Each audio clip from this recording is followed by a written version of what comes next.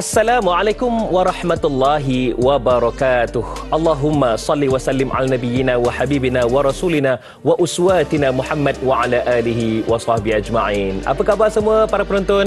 Tanya Ustaz biar tahu jangan keliru. Seperti biasa, tanyalah Ustaz biar tahu jangan keliru akan bersama dengan anda setiap pagi. Kita bawakan topik yang insya-Allah memberi manfaat belaka dan kita bawakan juga ahli panel yang berbeza latar belakang. Namun apa yang penting tujuannya tetap sama, iaitu berkongsi kebaikan dan juga manfaat untuk kita bersama. Dan alhamdulillah saya Da'i Hadari, insya-Allah untuk hari ini kita bawakan perkongsian yang sangat-sangat bermanfaat, terutamanya berkaitan dengan Al-Quranul Karim, satu-satunya mukjizat Nabi SAW yang dijaga oleh Allah Subhanahu Wa Taala hingga akhir zaman. Dan bila sebut tentang Al-Quran, saya mohon untuk kali ini kepada yang menonton, sama-sama kita dekatkan majlis ilmu ini, kita rapatkan diri kita dengan Al-Quran. Jadi mohon ada mushaf Al-Quran itu di depan mata kalian dan insya-Allah mudah-mudahan kita faham daripada apa yang kita baca. Cumanya untuk hari ini kita fokuskan, kita bawakan perkongsian kita dalam Tanyalah Ustaz hari ini. Kita bawakan tafsir dan taranum, iaitu surah Ar-Rum, iaitu surah yang ke-30 ayat 31 hingga 37. Baik, insya-Allah mudah-mudahan anda semua dapat manfaat daripada apa yang kita akan bawakan. Cumanya saya bukan keseorangan. Kali ini kita bersama dengan guru saya, guru kita semua. Kalau zaman da'i dulu, juri da'i, alhamdulillah risau dengar kan. Bahkan beliau juga merupakan qari, tak macam saya makan kari je lebih. Jadi alhamdulillah pada pagi ini kita bersama dengan Al-Fadhil Ustaz Muhammad Zarifi Haji Muhammad Daud. Assalamualaikum Ustaz. Waalaikumsalam warahmatullahi Adinda dan Hadari. Apa khabar? Alhamdulillah khair. Serba biru hari ni ya. Itulah Ustaz. Busana hari ni yang sediakan siapa Da'i Hadari? Ini daripada College Community. College Community tapi yang penting di daerah mana? Baling kan? Dari Perlis. Ini orang Perlis pandai buat ni. Maknanya anak-anak pelajar kita yang sediakan busana ni. Tahniah kan, pada College Community. Kan? Cantik, masya-Allah. Ini tahniah. Tema dia Ustaz, tema dia Kubah Masjid Shah Alam. Oh, okey. Baik. InsyaAllah Ustaz, saya yakin banyak yang Ustaz akan kongsikan, terutamanya berkaitan dengan surah Ar-Rum ayat 31 hingga ayat 37 ini Ustaz. InsyaAllah. Cumanya para penonton sekalian, saya mohon yang menonton di saluran Facebook Tanyalah Ustaz TV3 untuk sama-sama kita kongsikan dengan izin tekan butang share untuk lebih ramai lagi mendapat manfaat daripada apa yang kita kongsikan. Dan hari ini kita bawakan Bismillahirrahmanirrahim. Ustaz, mungkin kita nak dengar bacaan ayat-ayat suci Al-Quran bermula daripada surah Ar-Rum ayat 31 sebagai permulaan. Silakan Ustaz. Baik, Assalamualaikum warahmatullahi wabarakatuh. Sahabat saya Adinda Da'i Ustaz Hadari dan para penonton rahmati Allah. Baik, saya mohon izin untuk kita baca dua ayat terlebih dahulu ya. Insya-Allah. Ayat nombor 31 dan ayat nombor 32. A'udzu billahi minasyaitonir rajim. Bismillahirrahmanirrahim.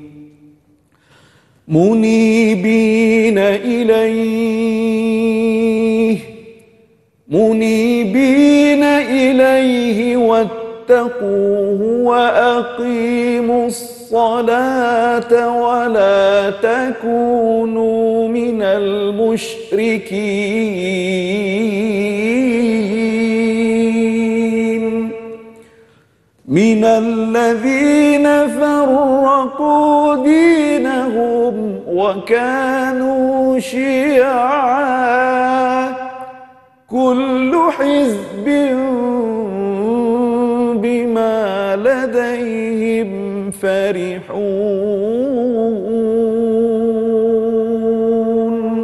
Sadaqallahul azim. Sadaqallahul azim.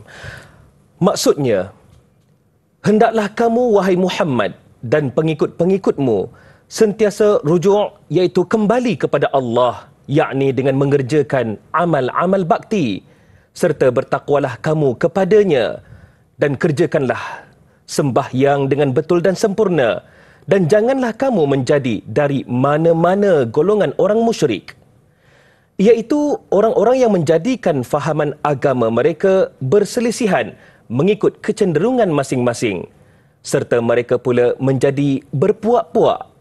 Tiap-tiap puak pula bergembira dengan apa yang ada padanya, yakni dari fahaman dan amalan yang terpesong itu. Sadaqallahul azim.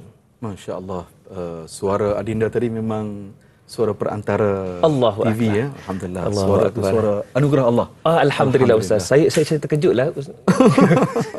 Alhamdulillah.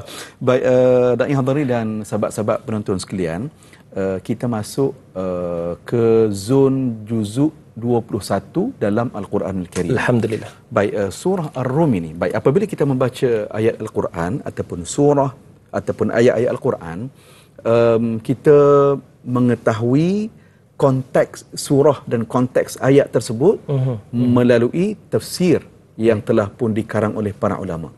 Baik, tuan-tuan sekalian, surah Ar-Rum ini surah nombor 30 dalam Al-Quran Al-Karim.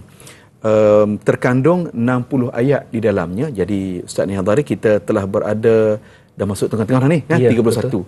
Semuanya ada 60 ayat. Kemudian para ulama pecah kecil lagi. Surah Ar-Rum ini ada 819 kalimah. Pecah kecil lagi, surah Ar-Rum ini terkandung di dalamnya 3534 huruf. Masya-Allah. 3534 3534 huruf. Surah Ar-Rum ini turun kepada baginda Rasulullah sallallahu alaihi wasallam pada sekitar tahun tahun di akhir-akhir ketika Rasulullah berada di Makkah Al-Mukarramah. Sebelum hijrah. Sebelum hijrah. Surah ini surah Makkiyah. Para ulama sebut surah ini antara 3 buah surah yang terakhir yang diturunkan kepada baginda Rasulullah sallallahu alaihi wasallam. Dan surah ini tahun kelima selepas kenabian. Ya, tahun kelima selepas kenabian turun surah ini sekitar pada tahun 613 Masihi. Dan maknanya apabila kita faham surah ini turun pada tahun kelima selepas kenabian, maknanya pada waktu itu Rasulullah dan juga para sahabat sedang bergelut, diancam, diugut, diperlakukan macam-macam oleh musyrikin Makkah pada waktu itu. Maksudnya dalam fasa yang ditekan ketika itu. Ya, ketika fasa yang ditekan, dan memang tekanan yang diberikan oleh musyrikin Makkah pada waktu itu, oleh kerana mereka ini memang betul-betul mereka tak mahu terima dakwah yang disampaikan oleh Rasulullah sallallahu alaihi wasallam. Kita masih ingat lagi ketika Rasulullah naik ke puncak bukit Safa. Ketika Nabi mengisytiharkan yang Nabi ini ialah Rasulullah yang yang menyampaikan risalah risalah dakwah, risalah Islam. Bermula detik itulah baginda Rasulullah sallallahu alaihi wasallam diugut, diperlakukan macam-macam, padahal sebelum itu Rasulullah dihormati, Rasulullah dimuliakan, sehingga musyrikin Mekah memang mereka memanggil Rasulullah sebagai Al-Amin. Tetapi lepas mereka mendengar Rasulullah sallallahu alaihi wasallam membuat pengisytiharan yang mana Rasulullah itu ialah Rasulullah menyampaikan risalah tauhid, bermula pada detik itulah Abu Jahal, Abu Lahab and the gang ini mereka mengugut dan juga mereka merancang komplot dan konspirasi untuk mereka mahu Rasulullah berhenti bercakap daripada menyebarkan risalah Islam. Jadi itu pembukaannya, Ustaz. Baik Ustaz, bila kita lihat daripada apa yang dibacakan oleh Ustaz tadi, bagaimana ayat 31 Allah ada menyatakan tentang sentiasalah kamu, iaitu Nabi Muhammad dan juga umat Islam ketika itu sentiasa rujuk kepada Allah dengan mengerjakan amal-amal bakti serta bertakwa di jalannya. Apakah yang dimaksudkan dengan rujuk itu? Kembali kepada Allah itu.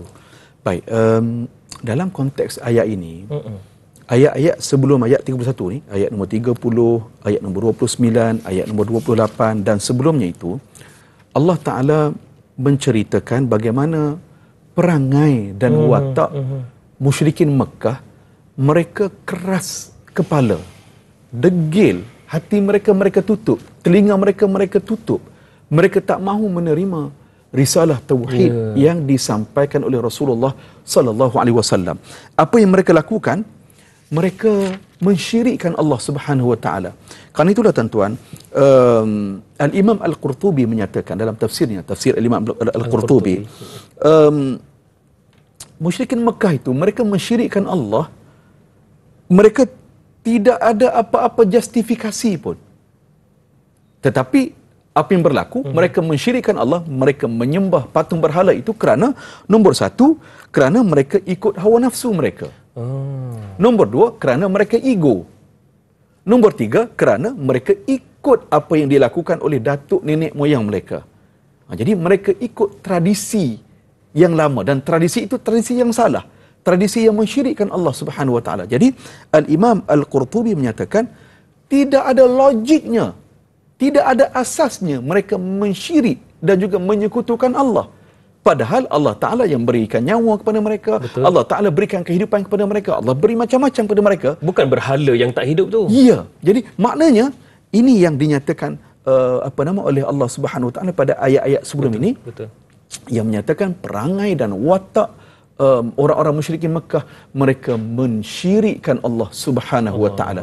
Jadi pada ayat ini tuan-tuan, ayat nombor 31 ini, setelah ayat nombor 30, Allah Ta'ala arahkan Nabi Muhammad, para sahabat dan sekalian umat manusia pada waktu itu, fa'aqim wajhaka lid-dini hanifa, maka hadapkanlah diri kamu, wahai Muhammad, dan pengikut-pengikut kamu itu ke arah agama.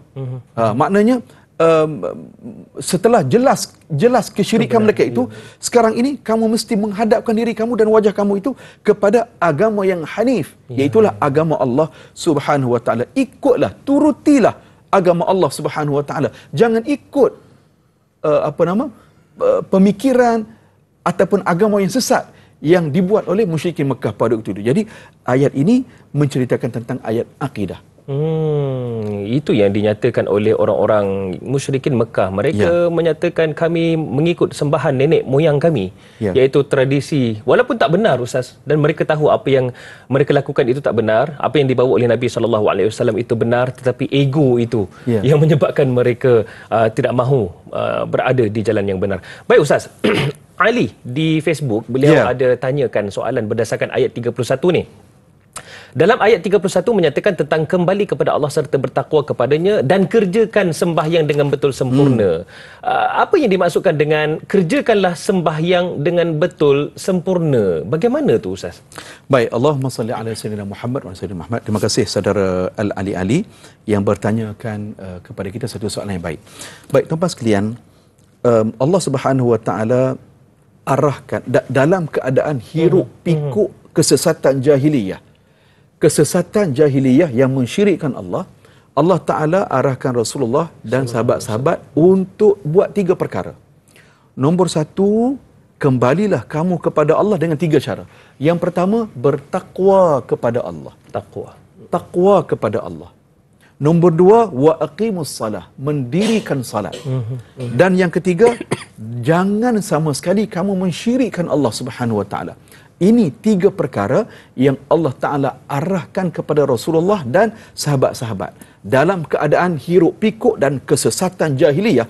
Pada waktu ini, pada waktu ayat ini turun, umat Islam minoriti. Maknanya majoritinya itu ialah orang yang mensyirikkan Allah. Jadi Allah pesan, jangan kamu tenggelam dengan syiriknya itu, jangan kamu tenggelam dengan kesesatan walaupun kamu sedikit, kamu kecil. Ingat 3 perkara ini. Baik, saudara kita tanya, wa aqimus salah. Apa maksudnya? Tuan-tuan sekalian, Allah Ta'ala arahkan, dirikanlah sembahyang. Sembahyang merupakan teras dalam kehidupan kita. Tiang agama. Sembahyangnya bagaimana? 2 perkara. Disebutkan kepada kita tuan-tuan, iqamah al-wajibah. Mendirikan salat yang fardu. Subuh, zuhur, asar, maghrib, isya. Ini yang tiang ni. Tuan-tuan sekalian, ini merupakan tiang kita, ini merupakan akidah kita. Dan kerana itulah, pembeza orang yang beriman dan orang yang tidak beriman, iaitulah salat. Kan? Okey. Satu, maknanya jaga salat yang fardu. Betul. Nombor 2, jangan lupa iqamah al-mukammilah. Mendirikan salat-salat yang menjadi pelengkap. Apa? Salat sunat. Salat sunat. Betul. Okey, apa dia? Okey, dalam set salat sunat ni, yang pertama ada salat sunat rawatib. Betul. Yang 12 rakaat tu. Kan? 2 rakaat sebelum subuh, kan? Kemudian ada sebelum zuhur, selepas zuhur, maknanya yang salat sunat rawatib. Salat sunat rawatib ni yang 12 rakaat itu ialah salat sunat rawatib yang dituntut. Ya. Okey, yang dan dituntut. Sunnah Nabi SAW. Yang sunnah yang dituntut. Ada yang tidak dituntut. Maknanya itu masuk dalam set solat sunat rawatib. Apa lagi? Solat sunat duha. Kan? Jadi solat sunat witir. Jadi maknanya apabila kita memahami ayat ini, orang yang mendirikan solat dia mesti jaga dua-dua perkara ini. Yang pertama solat sunat yang fardu yang wajib, dan jangan lupa salat sunat yang disebut sebagai al-mukammilah tadi, salat pelengkap kepada kita. Baik, itu dia tiang agama Ustaz. Tiang agama. Allahu Akbar. Dan bila sebut tentang taqwa tadi Ustaz ya, saya teringat pula antara salah satu rukun bagi khatib ketika berkhutbah hari Jumaat, salah satunya iaitu rukun tersebut iaitu berwasiat untuk bertakwa kepada para jemaah yang hadir. Allahu Akbar. Baik Ustaz, kejap je lagi kita nak bawakan soalan berkaitan dengan perselisihan pula. Iaitu nantikan sebentar saja lagi dalam Tanyalah Ustaz, biar tahu jangan keliru.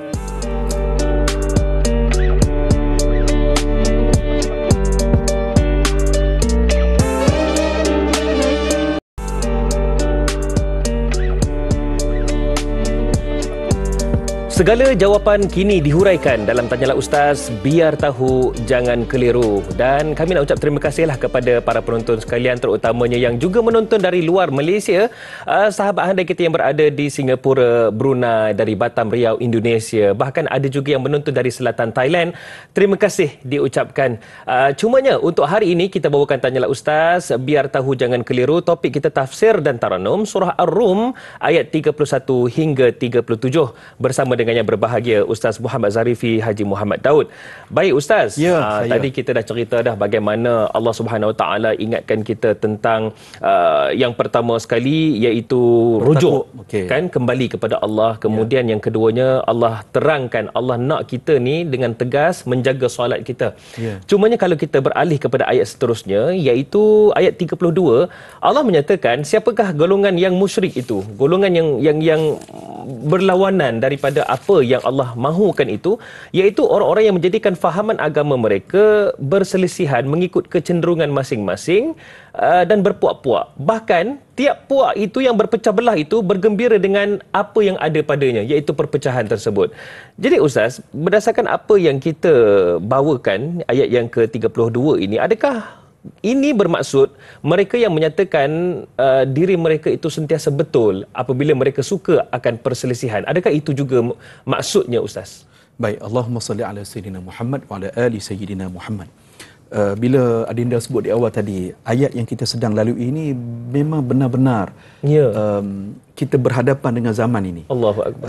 Maknanya konteks ayat itu pada zaman Rasulullah sallallahu alaihi wasallam. Tetapi kerana itulah mukjizatnya Al-Quran, ia sentiasa relevan sepanjang masa sampailah hari akhirat nanti. Allahu Akbar. Kan, maknanya dalam hiruk pikuk kan pada hari ini dengan cabaran yang berbagai-bagai, jadi ayat ini menjadi suatu kekuatan teras kepada kita. Tiga perkara tadi. Yang pertama, kita mesti bertakwa kepada Allah. Yang kedua, kita mesti kuat salat kita. Kita mesti perteguhkan salat kita. Dan nombor tiga, jangan sama sekali kita mensyirikkan Allah Subhanahu Wa Taala. Baik, sebelum saya jawab soalan saudari Nur Dahlia, kan, para ulama bincang sebab apa Allah Taala sebut tiga benda ini Allah gandingkan. Pertama, takwa kepada Allah. Yang kedua, solat. Dan yang ketiga, jangan mensyirikkan Allah. Sebab apa? Baik, jawapannya tuan-tuan, ada orang yang dia kata dia bertakwa kepada Allah. Betul. Dia takut kepada Allah. Kemudian pada masa yang sama dia mendirikan salat.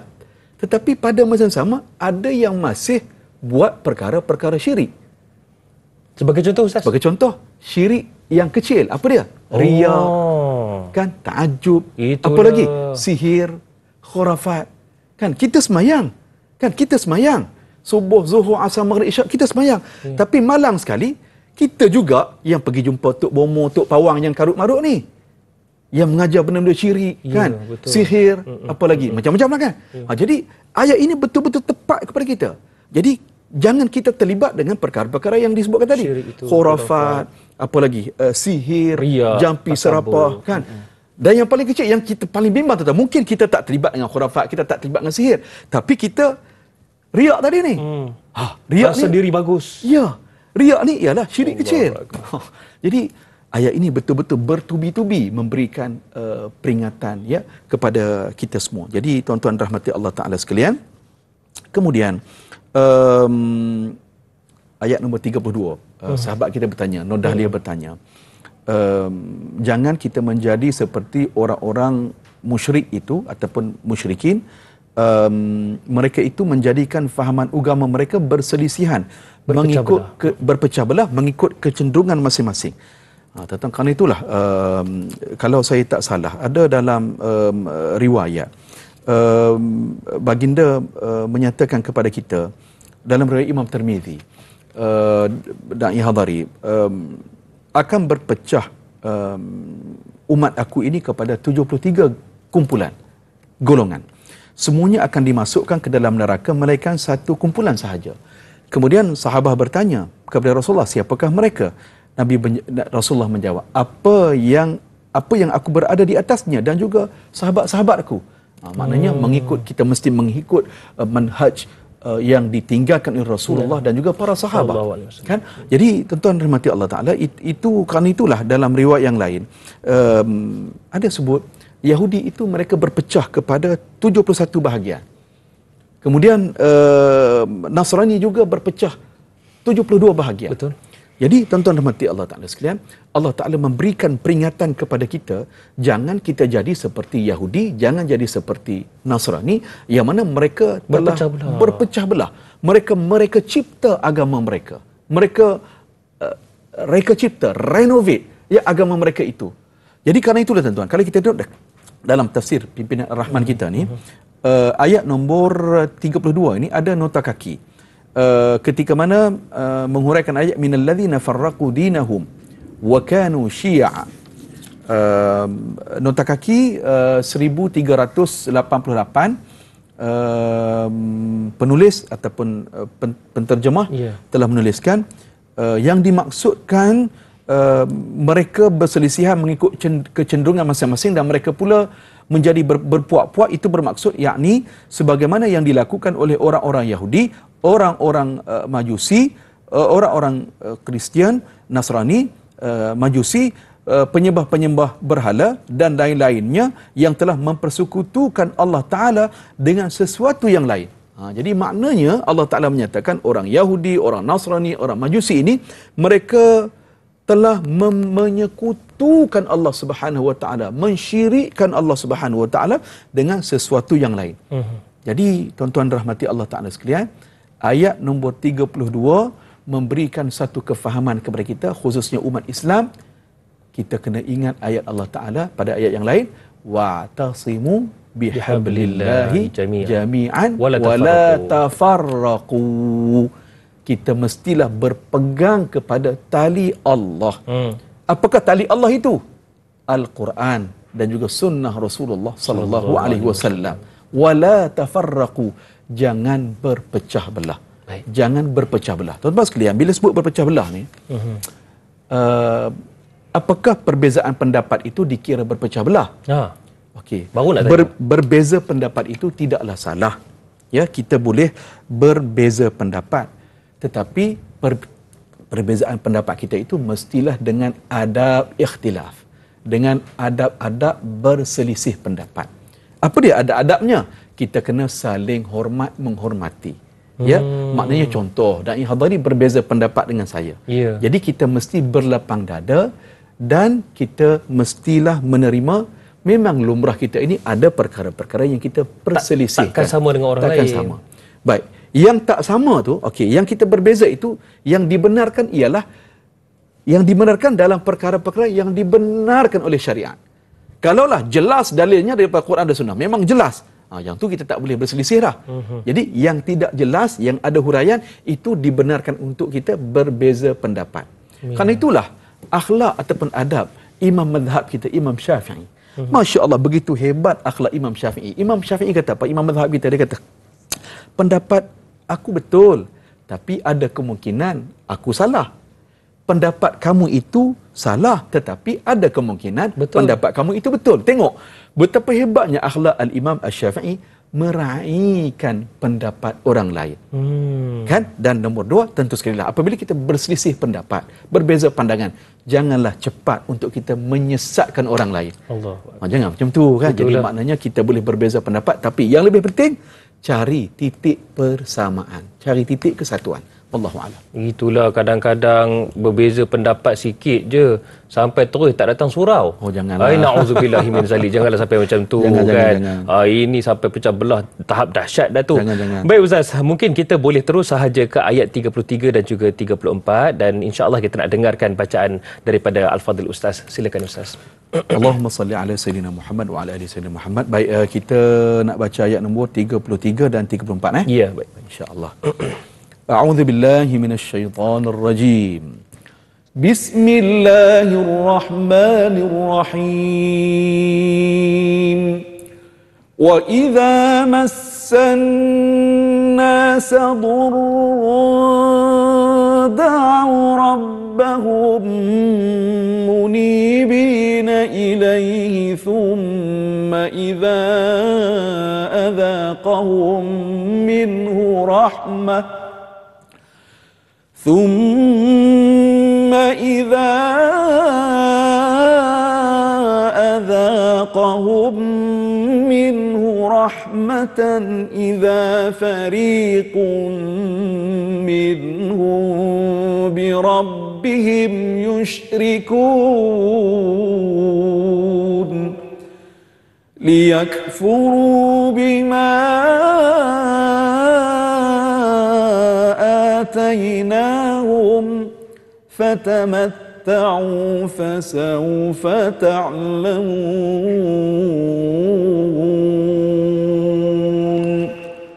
Maksudnya, dan apabila manusia disentuh oleh sesuatu yang bahaya, mereka segera berdoa kepada Tuhan mereka dengan keadaan rujuk kembali, bertaubat kepadanya. Kemudian apabila Allah memberi mereka merasai sesuatu rahmat daripadanya, tiba-tiba sebahagian dari mereka yang mempersekutukan dengan sesuatu yang lain dengan Tuhannya. Dengan sebab itu, mereka mengingkari nikmat-nikmat yang telah kami berikan kepadanya. Maka, yakni dikatakan kepada mereka, bersenang-senanglah kamu, iaitu bagi sementara. Kemudian kamu akan mengetahui, iaitu balasan kederhakaan kamu. Allahumma salli ala sayyidina. Baiklah Ustaz, daripada apa yang kita bawakan ini, insya-Allah akan ada perbincangan lanjut selepas ini. Selepas ini selepas ini Ustaz, kita akan rehat seketika. Cumanya para penonton sekalian, terus setia bersama kami dalam Tanyalah Ustaz. Biar tahu, jangan keliru.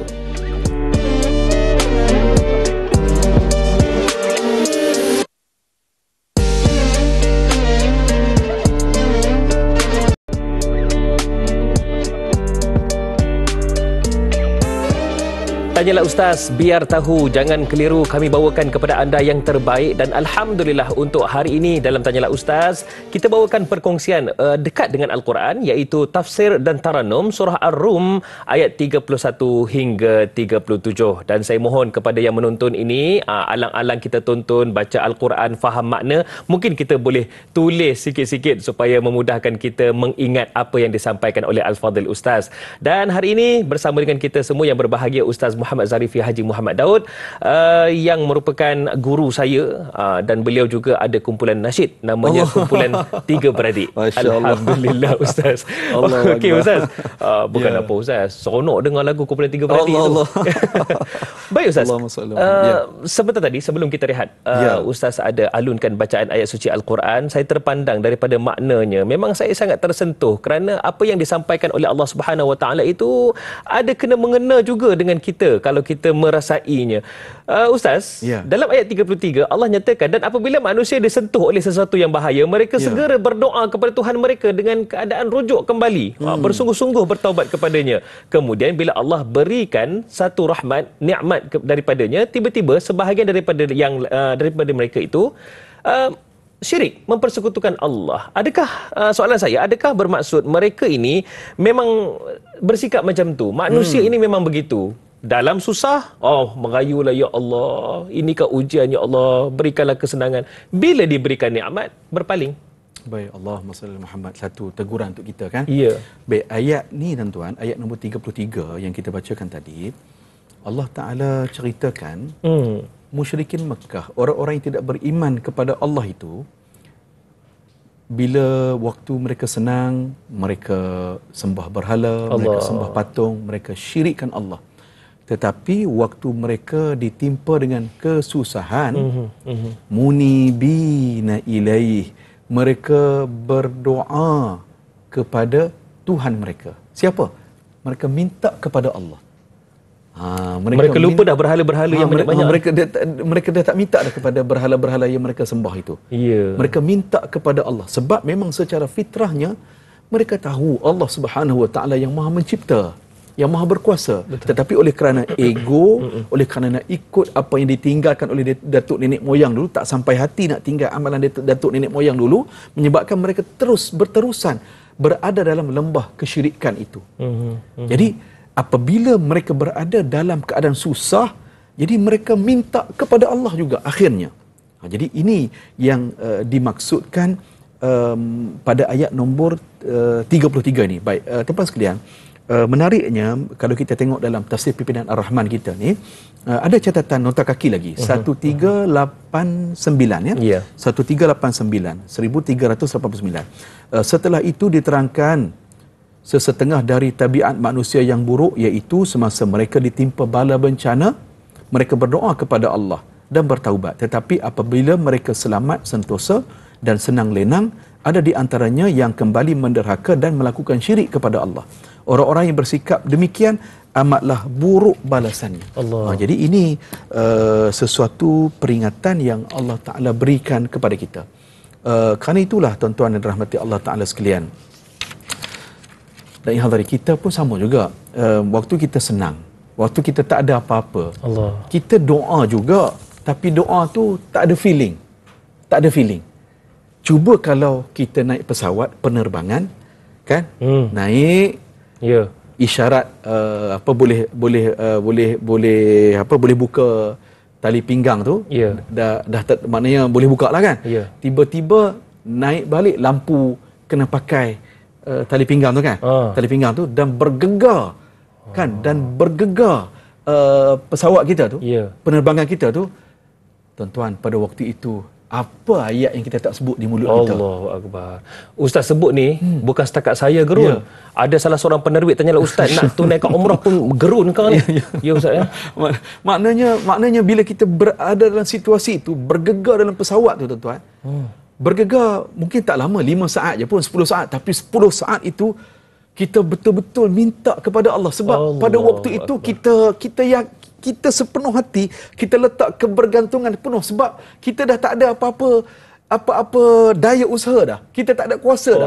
Waktu itu kuasa Allah saja yang kita harap, tolonglah tenangkan balik itu pesawat doa dengan khusyuk tu, Ustaz. Doa dengan khusyuk, kan? Jadi kerana itu para ulama menyatakan kepada kita, jangan lupa waktu kita senang, waktu kita sihat, doa kita mesti ada feeling semacam itu juga. Kebergantungan sungguh-sungguh kita kepada Allah Subhanahu Wa Taala. Muhasabah untuk kita semualah, termasuk diri saya. Contoh dalam acara, dalam program, kan? Tak kiralah majlis perkahwinan, walimah ke, majlis perhimpunan ke, apa-apa lah, kan? Bila ustaz yang membaca doa di depan, kan, yang diundang membaca doa, kan, kita yang di belakang ni kadang-kadang kita tak serius, kan? Tangan angkat tapi sambil menaik WhatsApp group sambil menyembang dengan kawan sebelah, kan? Tuan imam baca doa di depan, Rabbana atina fid dunya hasanah wa fil akhirati hasanah wa qina adzabannar, kan? Kita doa juga, tapi doa yang tanpa feeling. Tak ada hati dalam berdoa itu. Bagaimana doa kita itu nak dimakbulkan oleh Allah Subhanahu Wa Taala? Jadi ambil pengajaran. Jangan jadi seperti orang musyrikin yang mana waktu susah saja mereka ingat Allah. Waktu susah ingat Allah, tapi waktu senang habis, lupa terus Allah Azza wa Jalla. Jadi ini peringatan dan muhasabah kepada kita semua. Wallahu a'lam. Allahu Akbar. Kadang-kadang kita, bila apa yang Ustaz nyatakan tu, kadang-kadang kita terpanggil untuk berfikir, aku ni bagaimana ketika aku berdoa ketika senang? Adakah sekadar menyebutkan amin tanpa memahami apa yang kita bacakan itu? Tapi bila kita susah, Allahu Akbar, mudah sangat untuk kita, ya Allah, yalah lalai alpa. Kita tidak menghargai apa yang Allah berikan. Satu lagi hal, Ustaz Sadai, kita ada soalan. Betul. Okey, saya gantung dulu. Ada soalan? Boleh je Ustaz, sambung. Boleh sambung? Boleh. Okey. Satu lagi. Baik, kita ni mungkin tuan-tuan sekalian, Ni nasihat untuk diri saya Ya, lah, ya. kan. Kita subuh tak bangun semayang. Allahu Subuh tak bangun semayang. Kan? Kemudian pagi hari tu kita doa, ya Allah bagi rezeki pada aku ya Allah. Minta rezeki. Bagilah job masuk hari ni ya Allah, bagilah rezeki melimpah ruah pada aku ya Allah. Tak salah, doa tu bagus dah. Tapi cuba kita muhasabah. Sekejap pagi tadi subuh kita tak semayang pun. Kita tak tunai pun hak Allah Taala. Tapi selepas makan pagi, selepas sarapan pagi dah kenyang dah, kita doa pada Allah, ya Allah tolonglah bagi rezeki pada aku. Kita ni tak malu ke? Kan? Ini nasihat pada diri saya. Tak malu ke kita tak malu ke kepada Allah? Hak Allah pagi tadi kita tak tunaikan pun. Tiba-tiba kita tadah tangan kepada Allah, kita minta Allah makbulkan doa kita. Tak malu ke kita ni? Teguran untuk diri saya. Allahu Akbar. Saya speechless. Allah. Tak tahu nak cakap apa. Dia ibarat tuan-tuan dan puan, kita malas bekerja. Bekerja pun mengulur, bab kata orang Perak. Tapi minta gaji daripada bos bila cukup bulan. Bahaya. Okey, Intan Zurina di Facebook Ustaz, beliau ada tanyakan, Ustaz, bagaimana mahu mengekalkan rasa fitrah yang sentiasa berpegang kepada tauhid uluhiyah setiap detik waktu mendapat nikmat atau ujian, Ustaz? Baik, Allahumma salli ala Sayyidina Muhammad wa ala ali Sayyidina Muhammad. Kerana itulah tuan-tuan dan rahmati Allah Ta'ala sekalian, kita syukur ini ada 3 cara. Kita kena ingat yang dipesankan oleh para ulama kepada kita. Syukur ini ada 3 cara. Yang pertama, hati kita sentiasa tetap dengan tauhid la ilaha illallah. Walaupun ujian datang seberat mana sekalipun, tetap pendirian kita la ilaha illallah. Maknanya kita mencari hikmah setiap ujian yang Allah berikan kepada kita. Nombor 2, cara orang bersyukur itu caranya iaitu mulut sentiasa menyebut-nyebut. Menyebut-nyebut zikrullah, puji Allah, tahmid, tasbih, istighfar. Kan? Mungkin kita rasa kita rasa benda ni benda remeh, benda kecil. Tapi dia besar zikir. Ini besar. Wala zikrullahi akbar. Ya, kan? Maknanya orang yang berzikir itu tandanya orang yang bersyukur kepada Betul. Allah. Kan, kerana itulah kita belajar kan, Rasulullah ajar kepada kita zikir-zikir ataupun doa yang ma'thur. Subhanallah wa bihamdihi subhanallahil azim. Kan? Ya hayyu ya qayyum bi rahmatika astaghith. Aslih li sya'ni kullahu wa la takilni ila nafsi tarfat ain. Jadi ini antara doa-doa ataupun zikir yang baginda sallallahu alaihi wasallam ajar kepada kita. Jadi tuan-tuan, marilah kita didik diri kita ni supaya mulut kita ni sentiasa sebut, lafazkan zikir. Lafaz zikir, ya, doa, zikrullah, salawat, kan. Ini sebahagian tanda orang yang bersyukur kepada Allah Subhanahu Wa Taala. Jadi muhasabah kepada kita lah, maksud dari saya lah, mulut kita ni kita banyak sebut apa? Kan? Mulut ni banyak sebut apa? Okey, nombor 3, orang yang bersyukur itu anggota badannya makin bertambah melakukan amalan ibadat. Kan? Jadi makin rajin kita buat ketaatan bersemangat kepada Allah. untuk. Jadi maknanya orang yang sentiasa ingat kepada Allah, tauhid mereka itu sentiasa kuat. Kan? Walau sebesar mana ujian, mereka ingat ayat Allah, asa an takrahu syai'an wa huwa khairul lakum. Mungkin satu benda yang Allah bagi kepada kita tu kita tak suka. Ujian mana orang suka? Betul. Sakit mana kita fitrah memang kita tak suka dengan sakit ni, kan? Kita tak maulah sakit. Kan, auzubillah. Tapi Allah bagi juga, takdir juga. Pandang, ini ada kebaikan yang Allah Taala berkehendakkan kepada kita. Wallahu a'lam. Ada hikmah di sebalik ujian. Ada hikmah. Allahu Akbar. Itulah berdasarkan surah Al-Baqarah ayat 155, Allah menyatakan walanabluwannakum bisyai'in minal khauf wal ju' wa naqsim minal amwal wal anfus was thamarat wa basyiris sabirin. Allah pasti akan ujikan 5 perkara yang dinyatakan oleh Allah. Kalau nak tahu, boleh baca ayat tersebut. Baik Ustaz, daripada ayat yang ke-34 yang telah dibacakan oleh Al-Fadhil Ustaz tadi, bagaimana Allah nyatakan dengan sebab itu mereka mengingkari nikmat-nikmat yang telah kami berikan kepadanya, maka dikatakan kepada mereka, ini ayat ni sangat menggerunkan. Bersenang-senanglah kamu, kata Allah, bagi sementara, kemudian kamu akan mengetahui balasan kederhakaan kamu. Nampak macam seronok, derhaka, Allah berikan nikmat, tapi Allah kata silakan, senang-senanglah, kemudian kamu akan mengetahui satu masa nanti balasan kederhakaan kamu. Bagaimana gambaran Ustaz satu kata-kata yang mungkin kita semua nampak senang tapi ada sesuatu yang bakal menanti Ustaz? Baik, Allahumma salli ala Muhammad wa ala ali Muhammad. Tanpa sekali kerana itulah Al-Imam Al-Qurtubi dalam tafsirnya, dia kata inilah antara rahmatnya Rasulullah sallallahu alaihi wasallam kepada kita semua ini, iaitu Rasulullah datang membawa wahyu Allah, datang membawa Al-Quran kepada kita semua. Dan Al-Quran itu memberikan peringatan kepada kita bukan sekadar di atas dunia ini, tetapi peringatan demi peringatan tentang akan adanya kehidupan selepas kematian. Ya, ada ya kehidupan selepas kematian. Baik, ayat yang saudara Ustaz Da'i Hadari bacakan tadi, ayat nombor 34 ini, inilah ayat peringatan kepada kita jangan kita jadi orang yang istidraj. Istidraj ini apa maknanya? Maknanya kita dapat segala nikmat dunia ni. Allah bagi berbagai-bagai nikmat dunia, tetapi kita lupa Allah. Kita lupa hak-hak Allah. Kita lupa tanggungjawab kita kepada Allah. Kan Allah bagi macam-macam, bahkan harta makin bertambah, pangkat naik. Ya, macam-macam dapat, kan? Tetapi kita masih lupa kepada Allah, kita derhaka kepada Allah, kita engkar kepada Allah. Bahkan Allah boleh bagi satu dunia ni kepada kita. Ambillah kamu dunia ini. Ambillah dunia ini, seluruhnya ambillah. Tapi tuan-tuan, Allah bagi dunia itu kerana apa? Di hari akhirat nanti dalam ayat ini, kamu tunggulah, fatamatta'u fasawfa ta'lamun. Fatamatta'u ni maksudnya bersenang-senanglah kamu, bergembiralah kamu, bersukarialah kamu dengan nikmat dunia yang Allah bagi kepada kamu sekarang ni. Sukarialah kamu, tapi kamu ingat fasawfa ta'lamun. Ingat di hari akhirat nanti akan ada balasan kederhakaan yang kami akan berikan kepada kalian. Dia macam ayat sindiran, Ustaz. Ini merupakan ayat sindiran. Allah menyindir orang-orang yang engkar, ya, orang-orang yang tidak mahu beriman kepada Allah, orang yang keras hati. Allah sindir mereka itu. Tuan-tuan yang dirahmati Allah, ayat ini memberikan satu peringatan kepada kita. Apabila kita mendapat nikmat, ambillah contoh seperti Sayyidina Abdul Rahman bin Auf. Ambillah contoh seperti tokoh korporat Islam Sayyidina Uthman bin Affan. Makin kaya, makin Allah Ta'ala berikan lebihan nikmat, lebihan kurniaan, makin ingat Allah, makin banyak sedekah, makin banyak wakaf, makin bantu orang, makin banyak tahajud, makin banyak solat sunat, makin banyak zikir, makin banyak salawat. Itu yang kita nak. Jangan jadi seperti Qarun, jangan jadi seperti Fir'aun. Bahkan Fir'aun itu dia mengaku yang dia ini Tuhan.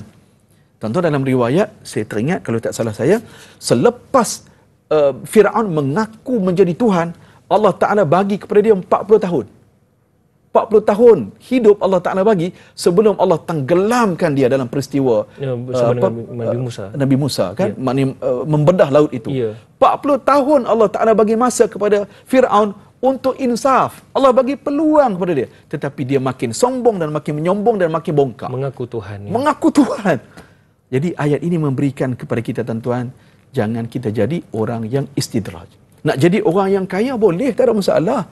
Kan? Silakan cari rezeki yang halal, ya, cari dengan cara yang halal. Tetapi dengan nikmat yang Allah Ta'ala berikan itu, jangan lupa kita ini sebagai hamba Allah jadi hamba yang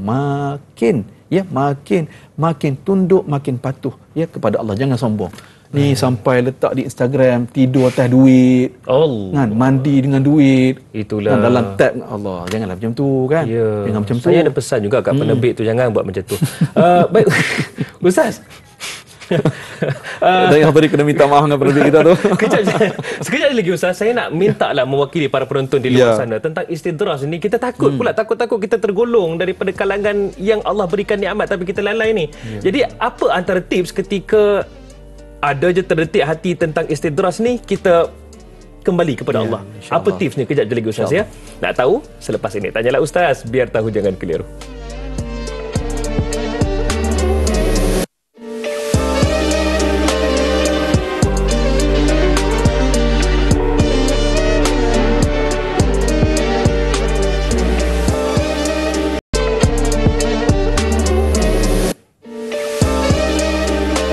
Dalam surah Al-Baqarah ayat yang kedua, Allah menyatakan terang-terang kepada kita, a'udzubillahi minasyaitonirrajim, dzalikal kitabu la raiba fihi hudan lil muttaqin. Al-Quran itu iaitu kitab itu tiada keraguan di dalamnya, bahkan menjadi petunjuk bagi orang-orang yang bertakwa. Dan itulah yang kami bawakan hari ini. Kita dekat dengan Al-Quran, tafsir dan taranum. Kita sama-sama bedah ilmu dalam surah Ar-Rum ayat 31 hingga 37 bersama dengannya berbahagia Ustaz Muhammad Zarifi Haji Muhammad Daud. Baik Ustaz, tadi Alhamdulillah Ustaz ada kongsikan bagaimana ayat yang Allah sindirkan golongan-golongan yang diberikan nikmat tapi mereka lalai Ustaz. Allah nyatakan silakan senang-senanglah kamu, tetapi Allah terangkan di akhirat nanti akan ada balasan kederhakaan yang menanti. Cuma ya Ustaz, sebelum kita nak beralih ke ayat yang seterusnya, saya mewakili para penonton di luar sana. Yalah, manusia ni dia akan ada sikap ataupun sifat lalai. Kadang-kadang tu bila diberikan nikmat demi nikmat, dia dah mula dah Ustaz. Tayar tu dah gelong dah. Dia tak berapa nak lurus dah. Jadi Ustaz, bagaimana, apa antara tips yang kita boleh amalkan? Mungkin kalau dari sudut doa, kita boleh lafazkan untuk kita mengelakkan diri kita ni terjerumus dalam istidraj itu Ustaz. Baik, Allahumma salli ala Sayyidina Muhammad wa ala ali Sayyidina Muhammad. Baik saudara sekalian, dalam riwayat baginda sebut ni'mal malus salih 'inda ar-rajul as-salih. Sebaik-baik harta itu ialah dimiliki oleh orang yang saleh.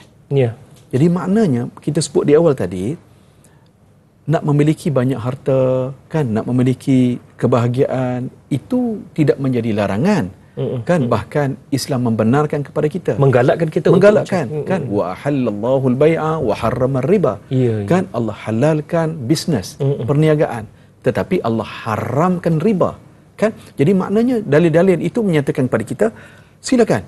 Dan Nabi sebut tadi maknanya sebaik-baik harta yang baik itu ialah pada tangan orang yang baik. Betul. Jadi kerana itu saya teringat dai hadari, sahabat Rasulullah Amr al-Jamuh radhiyallahu anhu, dia bertanya kepada Rasulullah. Dia kata, ya Rasulullah, alhamdulillah Allah Taala beri kepada aku banyak harta. Alhamdulillah. Dia minta tips, dia minta nasihat daripada Rasulullah bagaimana dia nak urus harta dia tadi ni. Tengok, seorang sahabah yang mulia ni, dia sentiasa bertanya kepada Rasulullah, nak minta pedoman dan panduan. Sebab bila ada harta minta nasihat pula. Minta nasihat sebab dia yakin dan dia percaya sungguh Rasulullah akan menunjuk jalannya ke syurga. Kan? Jadi inilah tugas kita tuan-tuan dalam hidup ini, jangan lupa tanya Quran, tanya sunnah, kan, rujuk Quran, rujuk sunnah supaya kehidupan kita ini betul-betul tepat seperti apa yang disabda oleh Rasulullah dan juga apa yang diwahyi oleh Allah. Baik, jawapan Rasulullah SAW.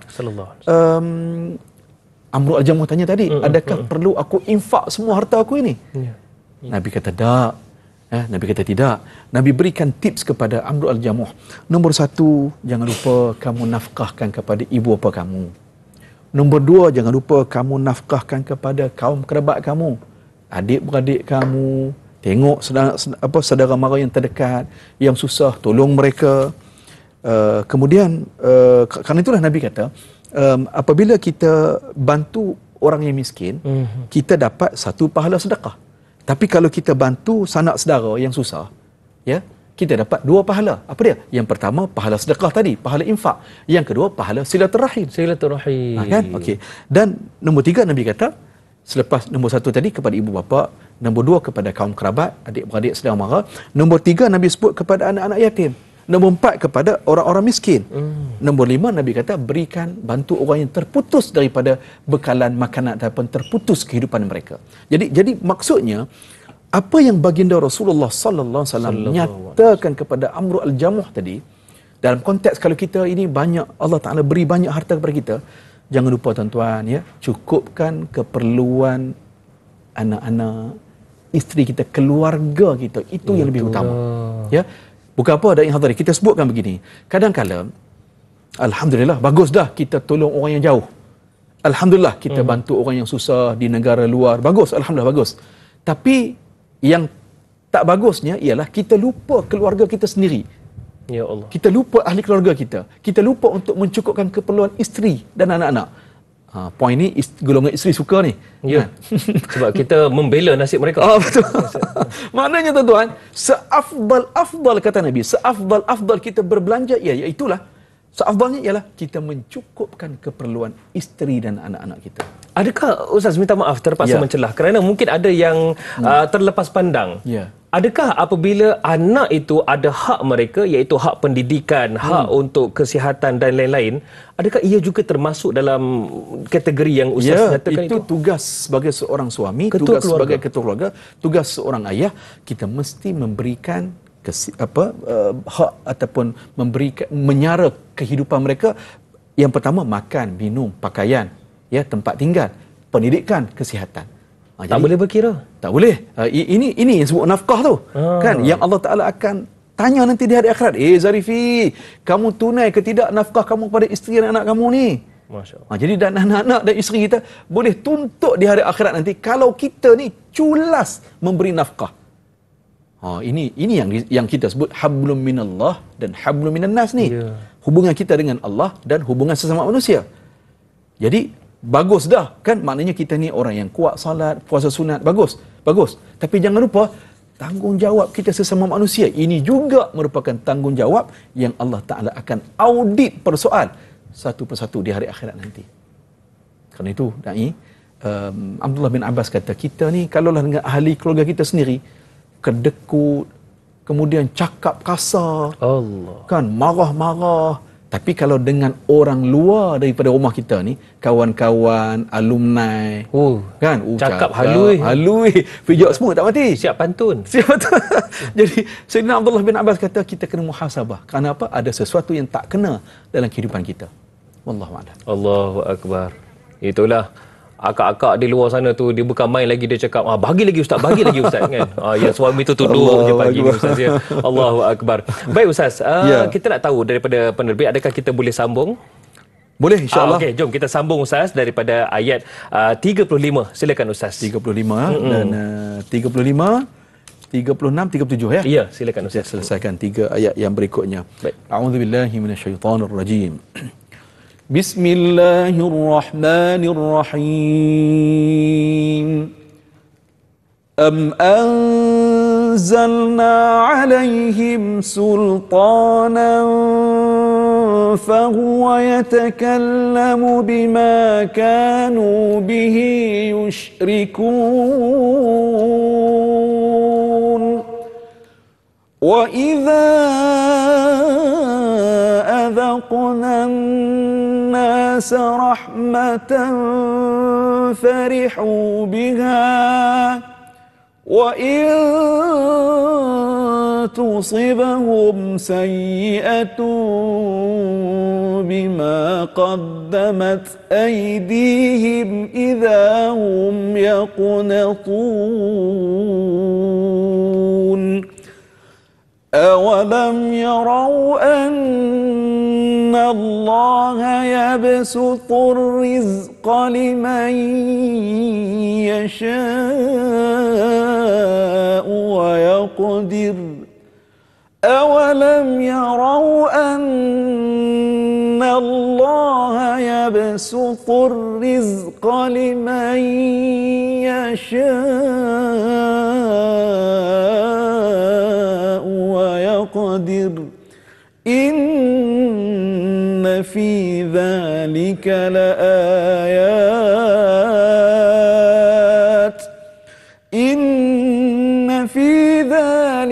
لآيات لقوم يؤمنون.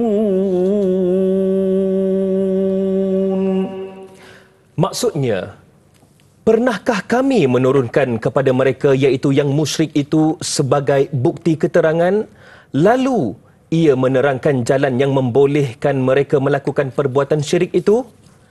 Dan apabila kami berikan manusia merasai sesuatu rahmat, mereka bergembira dengannya, yakni sehingga lupa daratan. Dan jika mereka ditimpakan sesuatu bencana disebabkan apa yang telah dilakukan oleh tangan mereka sendiri, tiba-tiba mereka berputus asa. Mengapa mereka bersikap demikian? Dan mengapa mereka tidak melihat yakni dengan hati mereka bahawa Allah memewahkan rezeki bagi sesiapa yang dikehendakinya, iaitu sebagai cubaan? Adakah orang itu bersyukur atau sebaliknya? Dan ia juga yang menyempitkannya, iaitu sebagai ujian, sama ada diterima dengan sabar atau tidak. Sesungguhnya hal yang demikian itu mengandungi keterangan-keterangan, iaitu yang membuktikan kekuasaan Allah bagi orang-orang yang beriman. Sadaqallahul azim. Baiklah Ustaz, banyak yang mungkin kita akan bawakan perbincangan kita dengan lanjut berdasarkan 3 ayat yang terakhir ini. Cuma kita nak tutup dulu di TV3. Ya. Ustaz boleh ya Ustaz ya? Dan boleh, kita akan sambung perbincangan kita di TV9. Jadi kepada anda semua, jangan ke mana-mana, terus setia bersama kami. Tanyalah Ustaz, biar tahu, jangan keliru.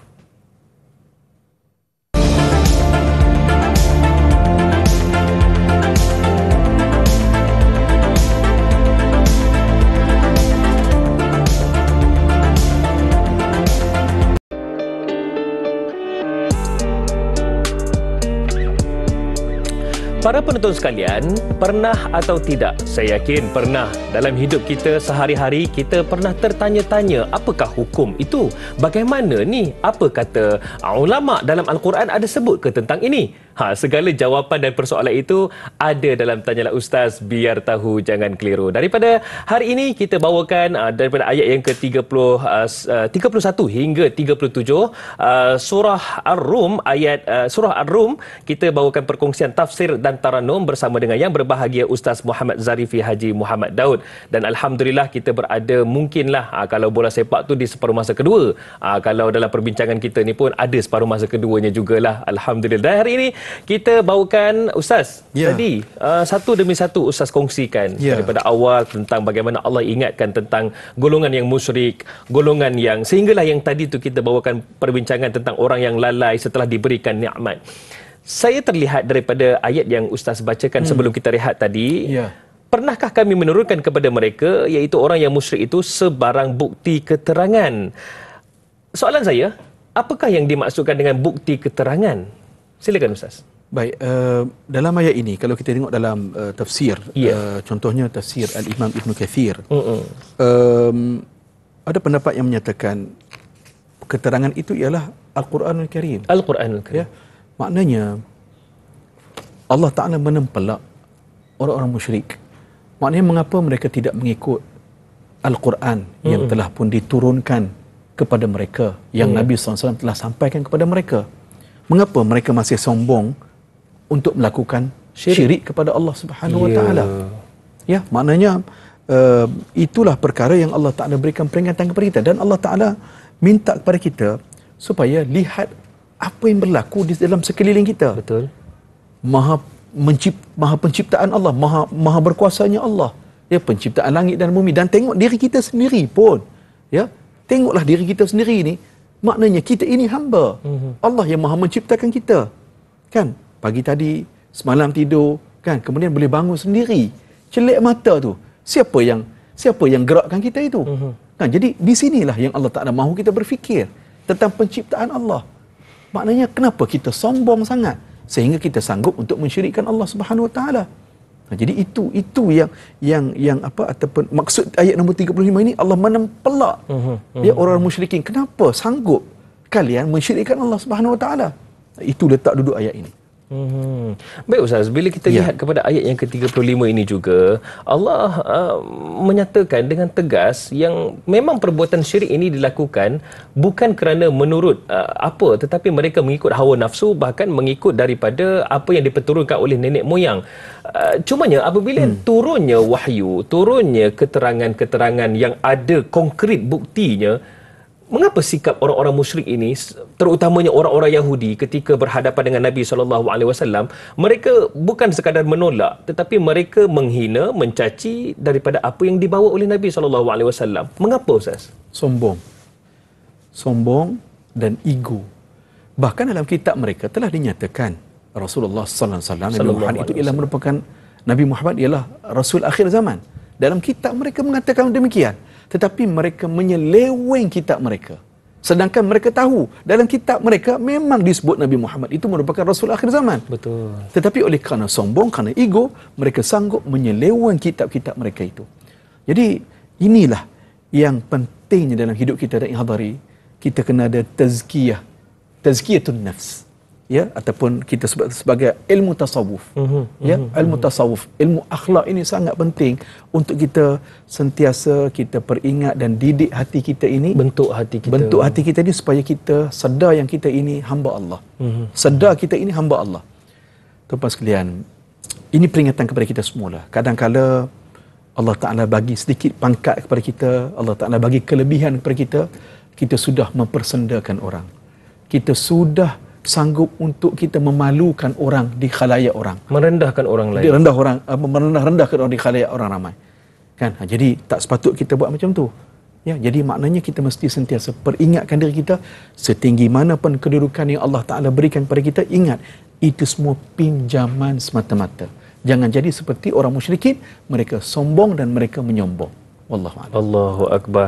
Sifat sombong ini juga adalah sifat yang mana berlaku ketika awal penciptaan Adam. Bagaimana Allah telah menyuruh sekalian makhluk untuk menyembah Adam sebagai simbol kekaguman mereka terhadap Adam. Sujud kepada Nabi Adam. Sujud kepada Adam. Akan tetapi apa yang berlaku iaitu iblis sombong, aba wastakbara, dan itulah yang menyebabkan tergolongnya iblis itu dalam kalangan yang kafir. Baik Ustaz, kita nak bawakan juga soalan daripada Ruby di Facebook ni. Katanya, apakah ibrah yang kita boleh ambil daripada ayat yang ke-36 yang mana menceritakan tentang rahmat dari Allah Subhanahu Wa Taala, dan siapakah mereka yang ditimpa musibah yang dimaksudkan? Boleh Ustaz kongsikan? Baik, Allahumma salli ala Sayyidina Muhammad wa ala ali Sayyidina Muhammad. Baik, tuan-tuan sekalian, ayat nombor 36 ya. Okey. Ayat nombor 36 ni menarik kepada kita tuan-tuan. Wa idza adzaqna an-nasa rahmatan farihu biha. Dan apabila kami berikan sesuatu rahmat, mereka gembira dengannya. Mereka gembira dengannya. Baik, maknanya Allah Ta'ala sebut, bila Allah Ta'ala beri rahmat, beri nikmat, kita gembira. Baik, ada beza orang beriman dengan orang yang tidak beriman. Cara mereka bergembira, cara mereka merasai nikmat itu. Merasai nikmat. Okey. Bagi orang yang beriman, mereka gembira, boleh bergembira. Contoh Da'i Hadari dapat apa yang memang Da'i Hadari impikan. Apa yang hajat yang setakat ni yang Da'i Hadari nak sangatlah, apa hajatnya? Allahu Akbar. Banyak, ada yang boleh sebut, ada yang tak boleh sebut. Kongsi yang boleh sebut lah. Yang boleh sebut lah ya. Kereta mewah mungkin. Okey. Dah dapat? Belum lagi. Okey, nanti Allah Ta'ala, mudah-mudahan Allah Ta'ala kabulkan hajat da'i. Bila dapat itu, Islam tidak melarang untuk gembira. Boleh kita gembira. Seronok boleh, tak ada masalah. Tetapi gembira itu mestilah gembira membawa kepada syukur kepada Allah. Betul. Gembira, happy, tetapi gembira itu mestilah syukur kepada Allah. Berbeza dengan ayat ini, Allah Ta'ala sebut, Allah Ta'ala nyatakan, jangan kita jadi seperti orang-orang ya dalam ayat ini, orang Yahudi dan sebagainya itu, mereka Allah Ta'ala beri rahmat, Allah Ta'ala beri nikmat, mereka gembira, tetapi gembira yang membawa kepada sombong. Lagi jauh daripada Allah. Lagi jauh daripada Allah. Allahu Akbar. Jadi jangan jadi seperti dalam ayat ini, peringatan itu. Dapat rahmat, dapat nikmat, tetapi makin jauh, makin sombong dan makin menyombong. Jangan jadi macam itu. Jadi kerana itulah tuan-tuan rahmati Allah, Allah Ta'ala sambung, wa in tusibuhum sayyi'atun bima qaddamat aydihim idahum yaqnatun. Dan jika mereka ditimpakan sesuatu bencana disebabkan apa yang telah mereka lakukan dengan tangan mereka sendiri, tiba-tiba mereka berputus asa. Jadi dalam konteks Puan Ruby tanya, ayat ini Allah Ta'ala nak tempelak orang yang tidak beriman. Ya, maknanya apabila mereka mendapat nikmat, mereka lupa Allah. Apabila Allah Ta'ala beri kepada mereka ujian, mereka berputus asa. Mereka berputus asa dan berputus harap. Mereka lemah semangat. Bahkan ada sampai sanggup zalim membunuh diri. Ya. Jadi maknanya bagi kita orang beriman, apabila Allah Ta'ala beri kepada kita sesuatu ujian, ayat yang Da'i Hadari baca tadi kan, wala nabluwannakum bi syai'in minal khaufi wal ju'i wa naqsin minal amwali wal anfusi wath thamarat tu kan. Ujung tu Allah sebut wa basyiris sabirin. Basyiris sabirin. Berilah khabar gembira kepada orang yang sabar. Jadi maknanya apabila kita ni orang beriman, bila Allah Ta'ala beri ujian kepada kita, segeralah kita berdamai dengan takdir. Satu, Nombor 2, cari hikmah. Cari hikmah. Cari hikmah. Kenapa Allah Ta'ala beri kepada kita itu ujian? Tentu ada hikmah yang Allah Ta'ala berikan kepada kita. Daripada apa yang Ustaz kongsikan, terjawab daripada apa yang dinyatakan di awal tadi, iaitu ayat yang ke-31. Allah ingatkan kita sembahyanglah dengan betul dan sempurna, kerana orang beriman diuji bagaimanapun tetap ada Allah Subhanahu Wa Taala dalam jiwanya. Benar. Tetap kuat Ustaz ya. Tetap kuat. Allahu Akbar. Alhamdulillah. Baik Ustaz, kejap je lagi saya nak tanyakan soalan berkaitan hujung ayat yang ke-36 itu. Allah nyatakan tentang bencana disebabkan apa yang telah dilakukan oleh tangan mereka sendiri. Cumanya soalan dan jawapannya kejap je lagi Ustaz ya. Baik, insya-Allah. Jangan ke mana-mana, terus bersama kami selepas ini Tanyalah Ustaz, biar tahu, jangan keliru.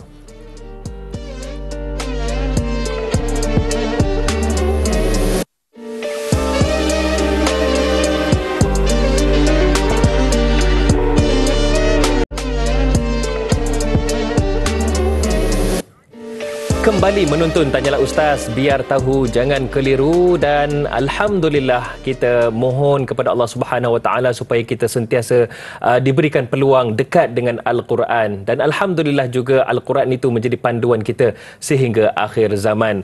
Baiklah para penonton sekalian, hari ini kita bawakan perkongsian berkaitan dengan Al-Quran, tafsir dan taranum surah Ar-Rum ayat 31 hingga 37, dan juga kita sangat bertuah kerana bersama dengan yang berbahagia Ustaz Muhammad Zarifi, Haji Muhammad Daud. Baik Ustaz, kalau ikutkan bola sepak dah hujung-hujung dah ni, tunggu referee tiup je lah. Tapi tak apalah Ustaz. Di Anfield ke Old Trafford? Minta maaf, saya Manchester City. Okey Ustaz. Dah tukar pasukan? Okey Ustaz.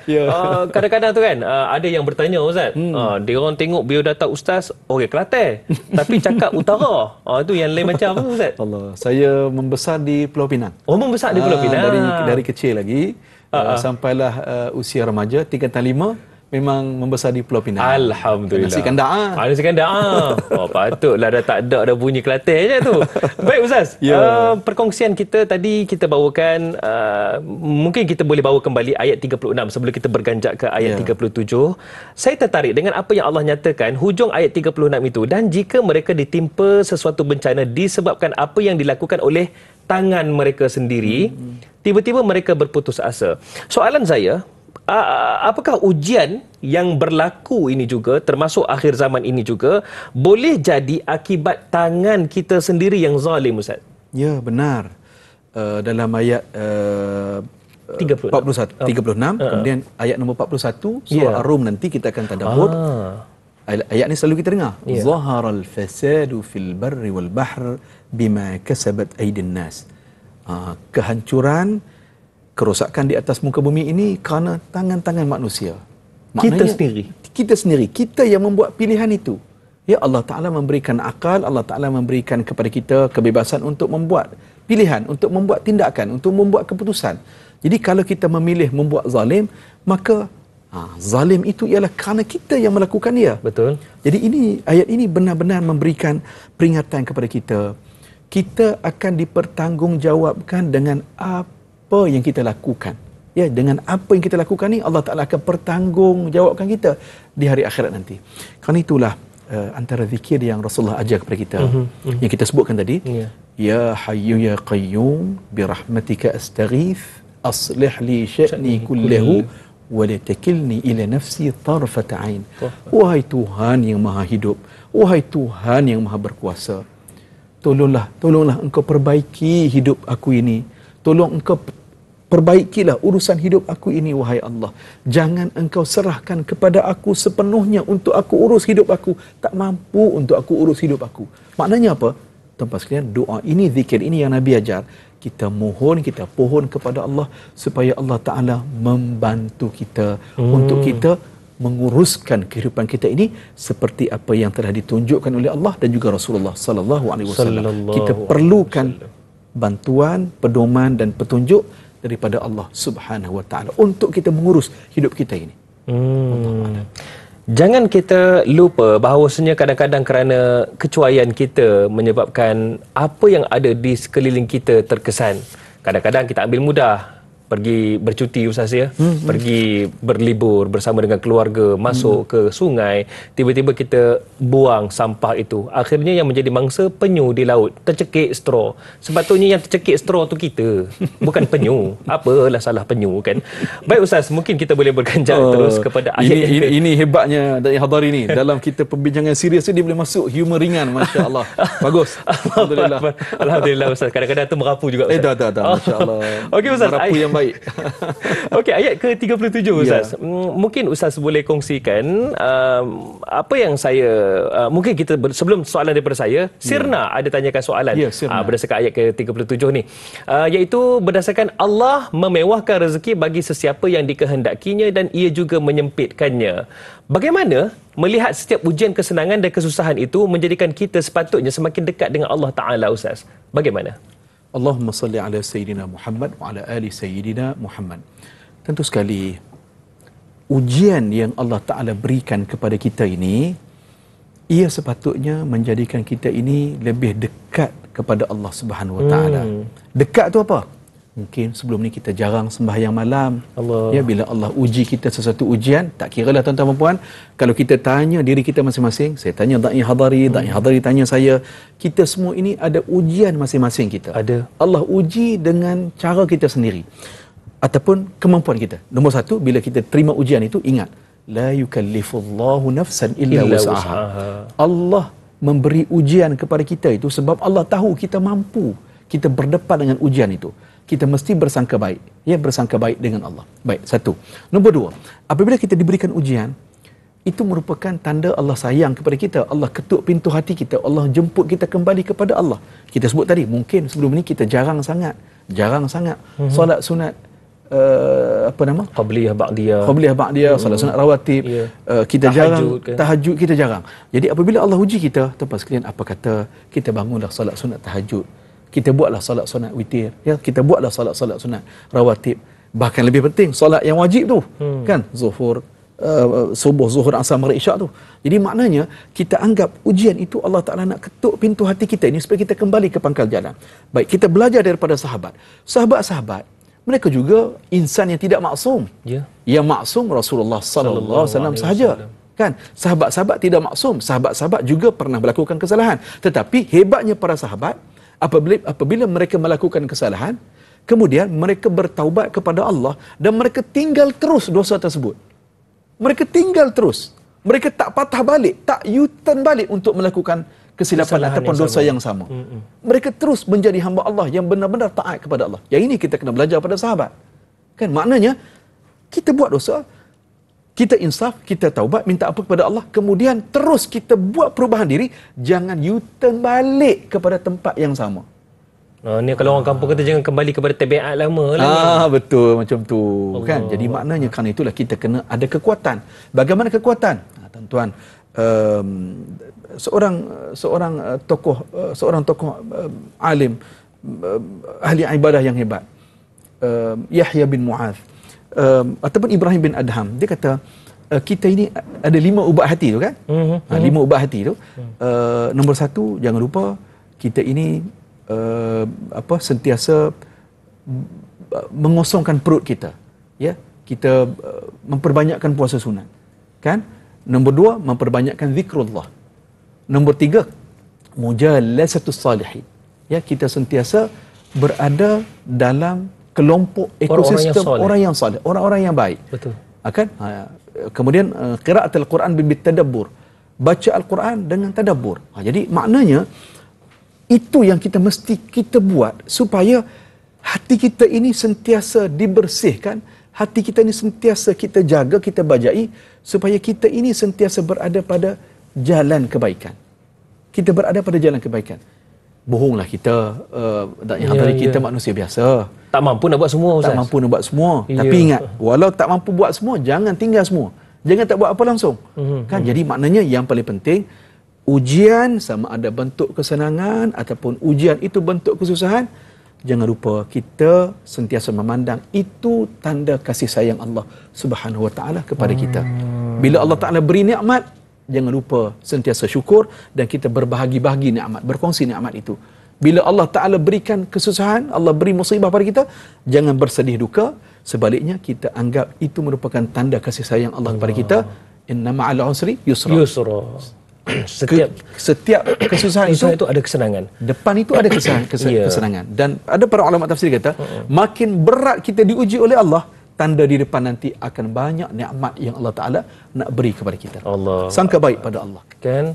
Itulah Pak Long, Mak Long, Mak Su yang dengar pagi ni kadang-kadang, "Berapa ustaz sakit lutut?" katanya. "Nak solat sunat tu payah," katanya. Tak apa, buat sekadar termampu, jangan tinggal semua ustaz jangan ya. Tinggal, jangan tinggal semualah. Baiklah ustaz, Sar Rasid di Facebook katanya. Sar Rasid, ya. Nikmat rezeki kita dah ditentukan Allah sejak azali lagi. Adakah tanda seseorang itu beriman adalah bersifat qanaah, iaitu rasa cukup dengan apa yang ada dan sentiasa bersyukur atas apa yang direzekikan sebagai kurniaan darinya? Adakah itu tanda orang-orang yang beriman? Allahumma salli ala Muhammad wa ala ali Muhammad. Saya teringat Imam Hasan Al-Basri, seorang tokoh tabi'in. Ya. Ada 3 orang datang minta nasihat pada dia. Orang yang pertama mengadu, kami suami isteri berkahwin lama dah tapi belum dikurniakan anak. Boleh tak tuan bagi nasihat pada kami, apa yang perlu kami buat? Imam Hasan Al-Basri nasihat, istighfar kepada Allah. Kamu istighfar kepada Allah, perbanyakkan istighfar. Baliklah orang tu. Mai orang yang kedua pula mengadu masalah, dah graduate universiti kan, dah ada diploma, dah ada degree, resume hantar banyak tempat ni. Yalah, termasuk TV3 lah. Masih belum dapat tawaran kerja. Okey, masih belum dapat kerja. Jadi minta nasihat kepada Imam Hasan Al-Basri. Maknanya tak dapat kerja lah, rezeki tak masuk. Jadi Imam Hasan Al-Basri nasihat, banyakkan istighfar. Yang sama juga. Datang orang ketiga mengadu, bisnes dia rugi sikit. Kebun-kebun ni banyak tanaman rosak oleh haiwan perosak kan. Jadi macam mana saya nak buat tuan? Nasihat yang sama, istighfar. Istighfar juga. Jadi ada teman Imam Hasan Al-Basri, dia tanya, kamu ni bila orang datang minta nasihat, kamu bagi nasihat yang sama je. Istighfar. Senang je jadi imam. Baik, apa jawab Imam Hasan Al-Basri? Dia kata, itu bukan nasihat aku. Itu nasihat daripada Allah Subhanahu Wa Taala. Dalam Al-Quran kan Allah Ta'ala sebut, perbanyakkanlah istighfar. Yursilis sama'a alaikum midrara. Akan turun hujan kurniaan kepada kamu, mencurah-curah kurniaan kepada kamu. Jadi istighfar itu yang menjadi suatu cara ataupun ikhtiar kita. Mudah-mudahan apabila kita mendapat keampunan daripada Allah, Allah berikan kepada kita nikmat yang melimpah-limpah, berbagai-bagai. Jadi tuan-tuan dan puan-puan sekalian, jangan lupa apa yang Sar Rasid tanya tadi betul. Qanaah, berasa cukup dengan nikmat yang Allah Ta'ala beri kepada kita, itu antara ciri orang yang beriman. Merasa cukup ni apa maknanya? Maknanya tuan-tuan, iaitulah kita tak dengki pada orang lain. Ya. Kita tak dengki dalam adik-beradik kita. Mungkin Abang Long kan, Abang Ngah, Abang Cik kita nombor 3 ni, dia rezeki lebih daripada kita, adik-beradik. Dalam 5 beradik kita tu, dia yang banyak rezeki. Orang yang qanaah, dia tak dengki pun dengan adik-beradik dia yang lebih hebat, yang lebih maju daripada dia. Tak dengki. Sebab apa? Alhamdulillah, aku ada rezeki, aku ada rumah tempat untuk berteduh, berbanding orang yang malam hari tak tahu nak pergi ke mana, tak ada rumah. Tak ada rumah, kena tidur bawah jambatan dan sebagainya. Jadi syukur itulah antara caranya, iaitu kita merasa cukup dengan nikmat. Kita qanaah. Kerana itu, nak hadari, ulama pesan kepada kita, di samping kita doa kepada Allah, ya Allah berikanlah aku rezeki yang berlimpah ruah, berlipat ganda, tambah lagi, ya Allah berikanlah kepada aku rezeki yang cukup.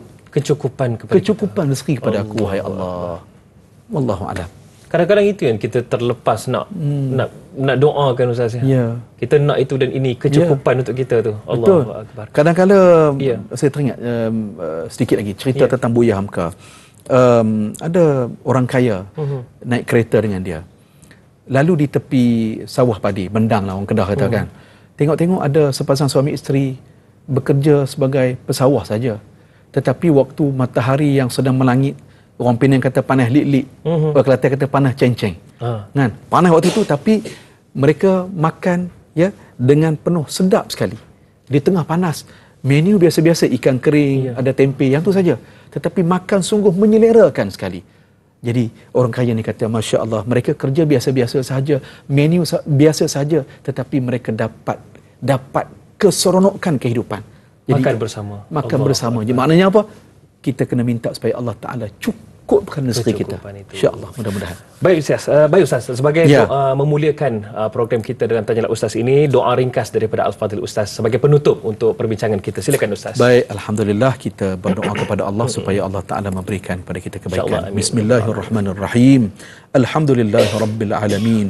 Wassalatu wassalamu ala sayyidil mursalin sayyidina Muhammadin wa ala alihi wa sahbihi ajma'in. Allahumma ighfir lana dhunubana wa liwalidina warhamhum kama rabbawna shighara. Ya Allah, ampunkanlah dosa kami.